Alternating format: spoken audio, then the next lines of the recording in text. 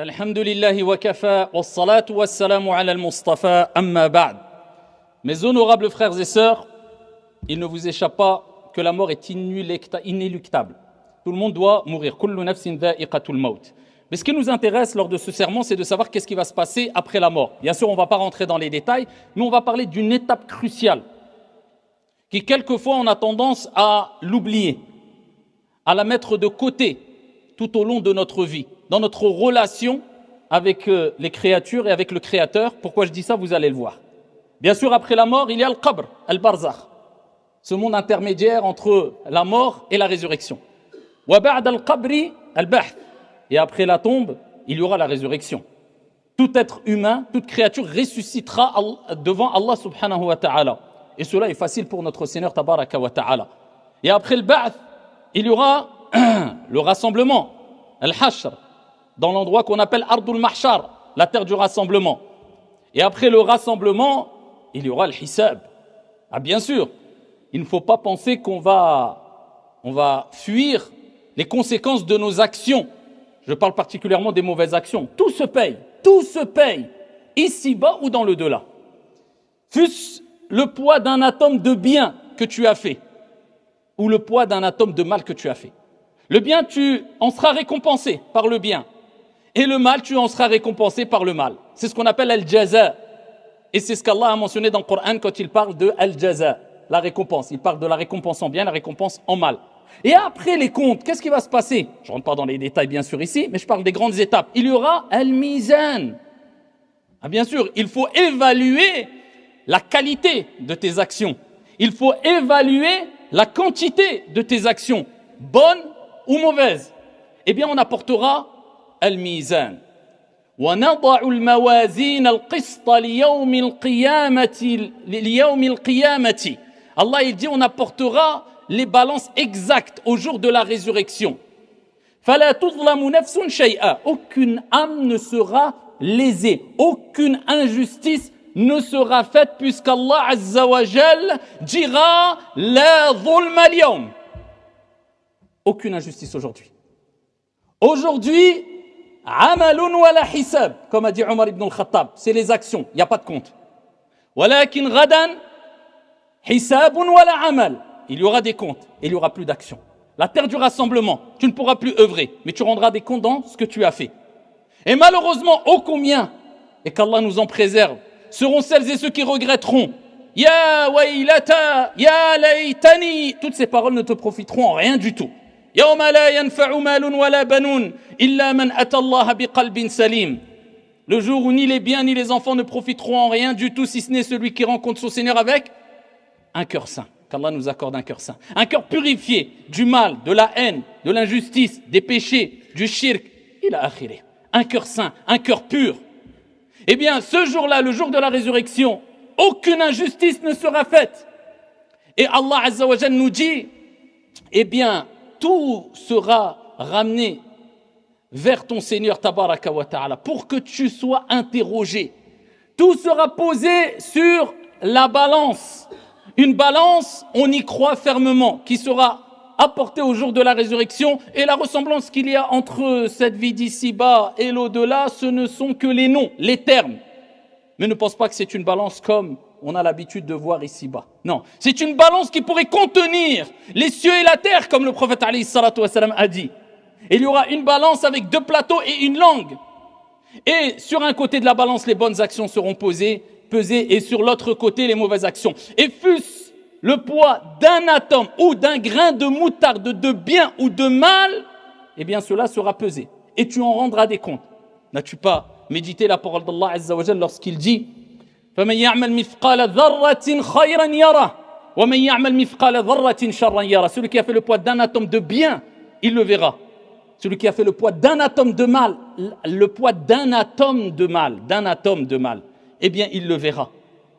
Et ce jour-là, les gens regretteront leur négligence. Pourquoi j'ai pas fait plus de bien? Les gens regretteront le fait d'avoir minimisé les mauvaises actions. Pourquoi j'ai pas délaissé cette mauvaise action? Les gens seront en quête d'une hasanat et ils chercheront les gens qui pourront les aider. Bien sûr, leur père, leur mère, leurs frères, leurs sœurs, leurs enfants, aide-moi, assiste-moi, une hasanat. Mais le jour est trop terrible. Les gens diront tous nafsi, nafsi, pourquoi pas, alors que même les prophètes et les envoyés diront nafsi, nafsi, nafsi.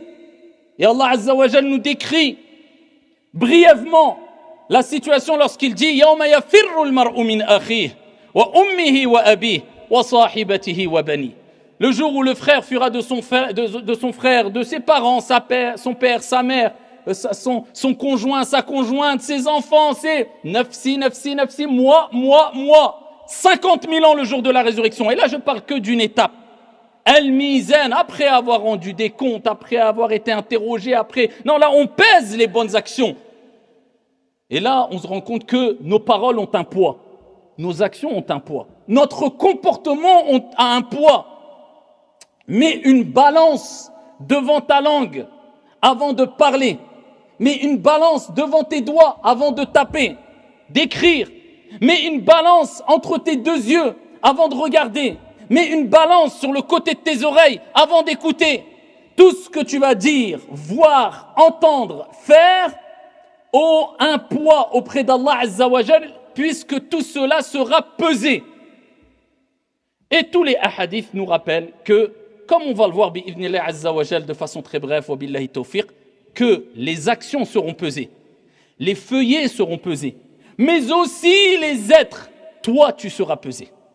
Allah Azza wa Jal va te montrer afin que tu vois de tes propres yeux la parfaite équité et justice d'Allah. Allah subhanahu wa ta'ala, il aurait pu nous donner le résultat directement. Mais non, il veut que ça soit un jugement détaillé pour que tu vois les conséquences du bien et du mal que tu as fait, pour te rappeler une fois de plus qu'Allah Azza wa Jal, alaysa Allahu bi ahkamil hakimin bala.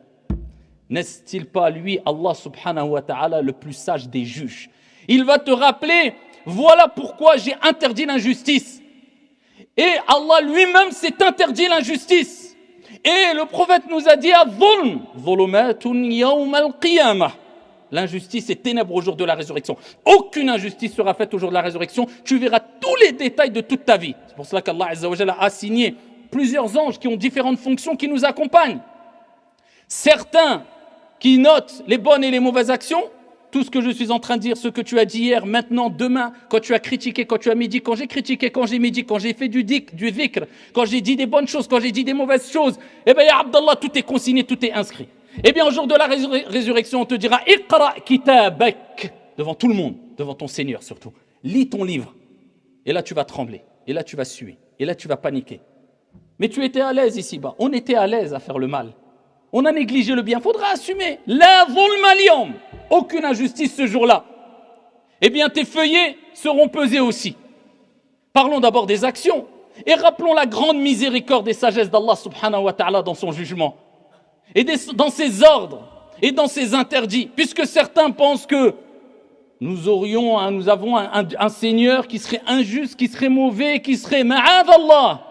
Allah subhanahu wa ta'ala, il est encore plus clément et miséricordieux envers nous que ne l'est la mère envers son propre enfant. Allah subhanahu wa ta'ala a descendu une part de sa miséricorde, de 99 plutôt, miséricorde, ici-bas, et c'est cette part-là, ce petit pourcentage si on veut, sur 99, qui fait que tous les êtres et les créatures ressentent entre eux une part d'amour, d'affection, de compassion, de miséricorde. Même les animaux, et cela depuis la création de toutes choses. Allah a gardé 99 parts pour le jour de la résurrection.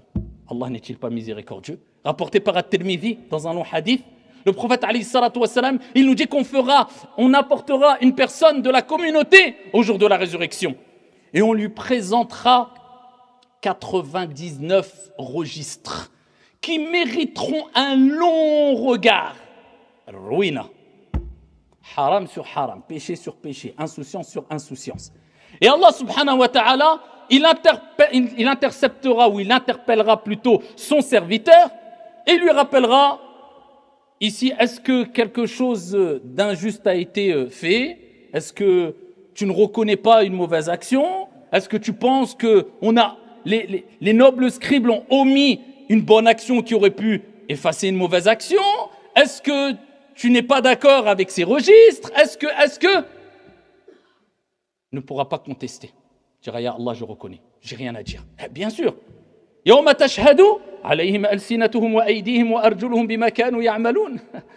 Le jour où tes mains, tes doigts, ta peau, ta langue, tes pieds, comme Allah l'a mentionné dans le Coran dans plusieurs versets, témoigneront au jour de la résurrection.